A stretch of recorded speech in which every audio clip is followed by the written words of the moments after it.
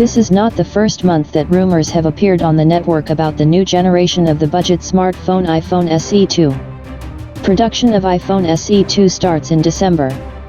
According to a report from insiders from the Apple supply chain, the company will start overstocking iPhone SE2 warehouses in December. That is, production of SE2 should begin in the very near future. The smartphone will receive an A13 processor and 3GB RAM, as the 11th family of Apple smartphones. The design will be similar to the design of the iPhone 8, and the amount of flash memory will be available in 64 and 128GB configurations. How much will it cost? In this case, the price will be no more than $420. Sales will accordingly begin in early 2020 and shipments will be at least 30 million smartphones.